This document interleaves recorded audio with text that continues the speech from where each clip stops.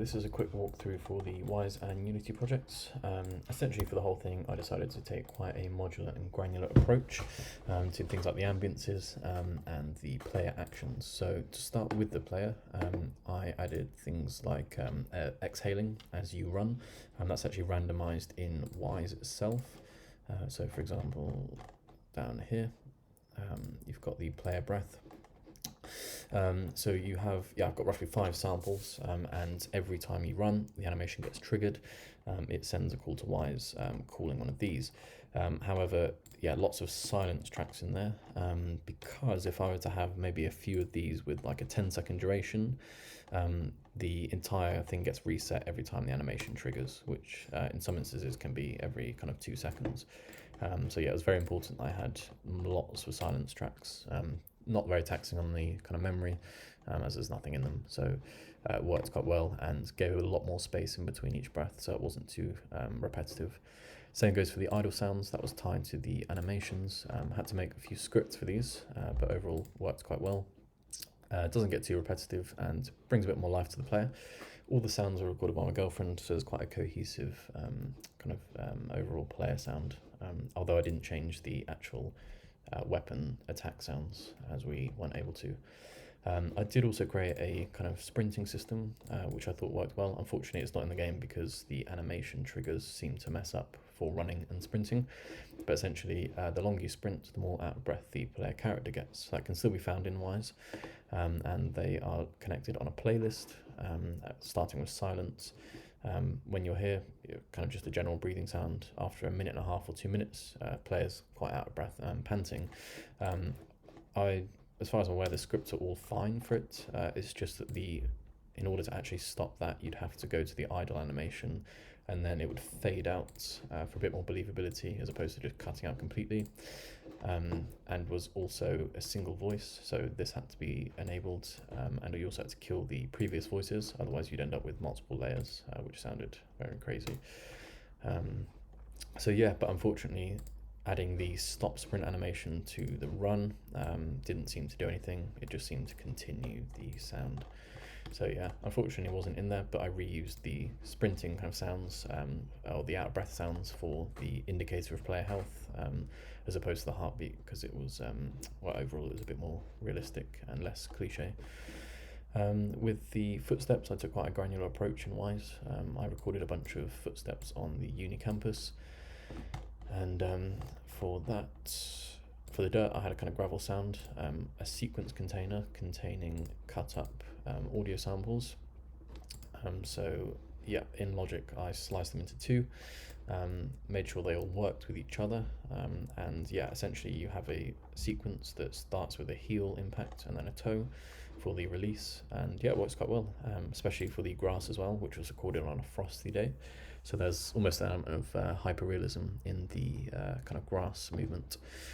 That kind of granular approach means, although there's quite a few audio samples, they're very short, and you don't get any repetition that's particularly audible to the player. Moving on to kind of ambiances, as opposed to having like a single track, I opted in for the more modular aspect.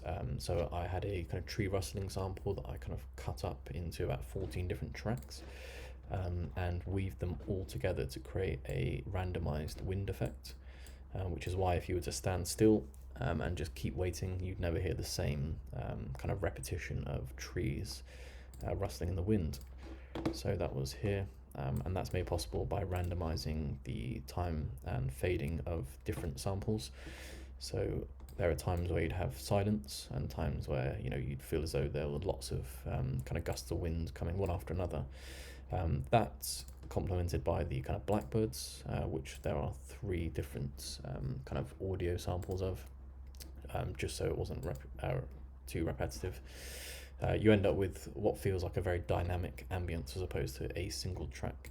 And a result of doing this as well meant I could tie it to objects. Everything is therefore spatialized. So, when you're standing underneath the tree with the bird's nest, you're specifically hearing blackbirds up in the leaves, which you can't see. If I were to tie it to a general ambience, you'd hear birds pretty much in any direction. And I mainly added these for like a visual cue as to where the birds were, even though there are a couple up here as well. Just wanted to add a bit more believability to the world. Moving on to other assets as well. Added the moths here by kind of playing with the particle system. Especially at night time, it's quite pleasing to be able to kind of go next to it and hear the moths kind of flapping about. I wanted each area to have quite a unique identity, kind of sonically, which is why I've stuck to blackbirds for this area, different types of birds for the forest, and then the more relaxing piano melody for the entrance to the village. This was made possible by triggering a cube essentially, and then destroying it after it's been entered. So that required a very specific script, and I was able to acquire that actually from the coins. So I essentially copy and pasted the script from the coins, added it to a cube. You essentially then collect it, and no matter how many times you enter the village after that, you will only hear it that first time, so it doesn't get too annoying. Same for the scream, it's a one-time effect to build tension as you go into the forest, and that's collected here. So yeah, you hear a kind of slightly reverbed, distant cry, and the attacking of the plant. I just wanted to build a bit more kind of suspense for the plants as well. With regards to the well, I added more fog to that, added some water to the tip, and also placed it inside the well. I added a surface type in Wwise, which was triggered by the weapon. It's a sequence that contains the attack and then the drop sound of the well, with reverb as well. Because I added the audio emitter underneath the level, it also gives the effect that it is actually quite a deep well compared to the original that came with the game. Other assets for the village included the kind of tavern and the house here. The tavern, if you get close to the window, you can hear kind of music and people talking in there. The music I recorded in Wwise as like a rendition of the main theme for the village. Going back to what I was saying about like musical elements in the game without having like a kind of soundtrack. You also hear like a kind of randomized dialogue system in here. So you've got similar to kind of like the bird sounds and the footstep sounds, you've got like a call and response.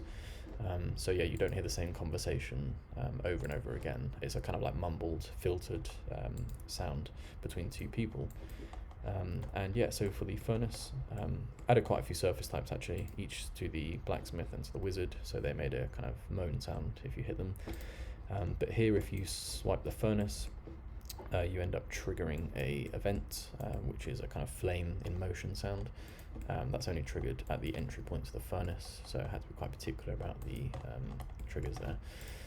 As well, for the water, that uses a similar system to the tree rustle.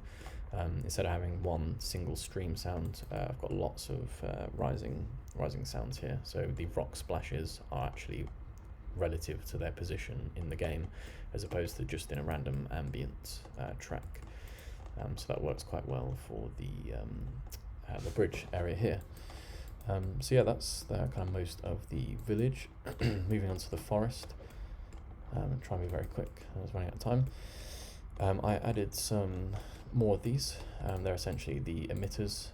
I added them a bit further up, depending on the level of the forest. So you'll see at the start it's ever so slightly, or about the same really, but slightly wider for more of a kind of spaced out sound, whereas as you go in a bit, there's more closer to each other for a bit of overlap as well. So you really feel as though you're under the canopy. I also added some twig elements as well, so I had to play with the collider here because they weren't being triggered otherwise. The game was quite fussy about what you could stand on and what you couldn't. So that's a twig snap that I recorded. The waterfall is technically a 3-point audio source, so I recorded a waterfall at campus, the stream, at 3 different areas, right up close, mid-distance and further away, and allocated each sample to an area of this waterfall. So if you were to stand here, you wouldn't quite hear so much white noise, you'd hear the kind of rippling effect. And if you stand here, which you do in the gameplay, you hear the kind of gushing sounds of water coming down with the trickling on your left.